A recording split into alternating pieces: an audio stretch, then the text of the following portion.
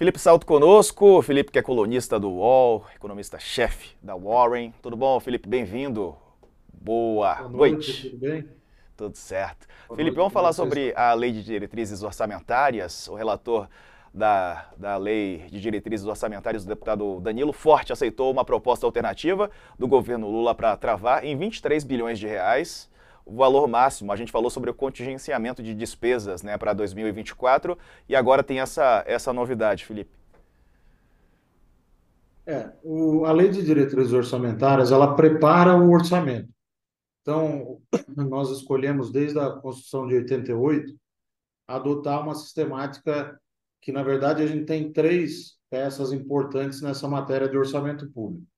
A lei de diretrizes, a lei orçamentária anual e o plano plurianual, que é para 4 anos à frente. As diretrizes, como diz o nome, LDO, elas deveriam ser compostas de basicamente projeções para receita, para despesa, as metas fiscais, como são chamadas, por exemplo, essas que foram agora criadas ou melhoradas pelo arcabouço fiscal, e os parâmetros econômicos, né? Por exemplo, para onde vai a economia, a taxa de câmbio, os juros, e esses grandes números, então, serviriam para balizar o processo orçamentário. No entanto, essa lei tem ficado cada vez mais inchada, com vários temas e várias regrinhas que vão sendo criadas ano a ano para tentar acomodar mudanças, por exemplo, como as mudanças do arcabouço fiscal. E a grande novidade do projeto de lei de diretrizes orçamentárias apresentado ontem pelo deputado Danilo Forte, que é o relator, né, que é aquele deputado que cuida da matéria, incorpora emendas, incorpora sugestões do próprio governo também, apesar do governo ser o autor, ele tem a iniciativa do projeto desse e também do projeto de lei orçamentária. Então, ele apresentou esse texto e a principal novidade é a limitação do poder do governo para fazer corte de gasto no ano que vem. Mas como corte de gasto?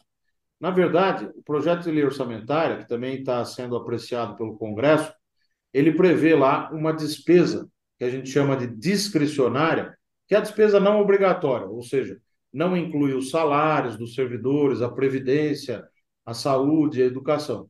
Inclui a despesa não obrigatória. Um pedacinho da saúde e da educação, nem tão pequeno assim, está lá dentro, os investimentos, o custeio da máquina, bolsas de pesquisa, aquelas despesas, por exemplo, para emissão de passaportes e coisas do gênero, né? O gasto com luz, com energia, com água dos ministérios, segurança, etc. Essa despesa é de 211,9 bilhões de reais.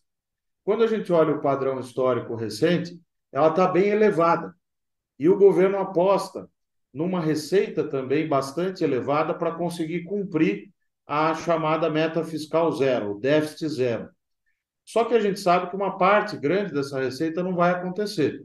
Então, o corte desses gastos programados, Diego, ele é necessário, seria necessário para levar ao cumprimento, ou pelo menos para melhorar o resultado primário, que vai ser um déficit grande em 2023, lá no ano que vem. Quando o relator cria essa limitação para o contingenciamento, para o corte, dizendo que a despesa nunca vai poder crescer menos do que 0,6% após esses cortes, ele está dizendo: olha, governo, você só pode cortar no máximo 22,3 bilhões. Na conta do relator, me parece ser 23, mas a gente fez a conta aqui na Warren, chegou a 22,3. Vai ter um adicional que eles vão conseguir cortar, que tem a ver com o diferencial de inflação no fim do ano de 2023, que pode ensejar aí uma possibilidade de uns 5 a 6 bilhões a mais de corte.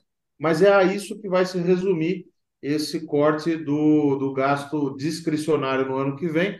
Isso produz algumas preocupações sobre o que vai acontecer com as contas públicas em 2024, porque dificilmente o governo vai conseguir entregar um resultado fiscal tão melhor quanto seria possível se ele tivesse maior liberdade, como manda a lei do arcabouço, lei complementar, para fazer esses remanejamentos, esses congelamentos de despesa. Perfeito. Boa tarde, Felipe, tudo bem? Prazer te ver Tudo por bom, aqui. Leonardo? Deixa eu fazer uma pergunta. Falando já ampliando um pouco, mas lembrando que como 2024 é ano eleitoral, né? E por conta disso, e como bem, você passou um tempão no Senado, você sabe muito bem, você presidiu a instituição independente.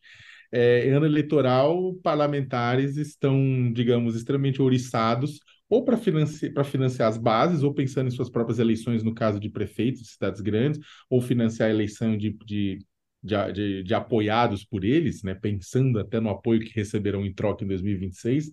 E isso tem significado alguns pontos, gastos, né? Tem uma briga interna para aumentar o fundo eleitoral, para que o fundo eleitoral fique parrudo. Há uma outra briga para garantir que a impositividade de emendas, né? E o tamanho de emendas parlamentares a serem pagas também em meio a essa disputa eleitoral. O quanto essa parte da discussão eleitoral, de fundão, de emendas, pode atrapalhar o Brasil para fechar as contas no ano que vem?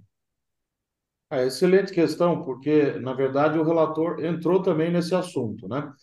A gente tem que olhar um pouco o processo histórico que nós estamos colocados, né? Porque a lei orçamentária e a lei de diretrizes, elas foram ficando cada vez mais apertadas. O executivo perdeu muito poder, perdeu capacidade de gestão, ingerência sobre o processo, e o Congresso ganhou muito espaço, né?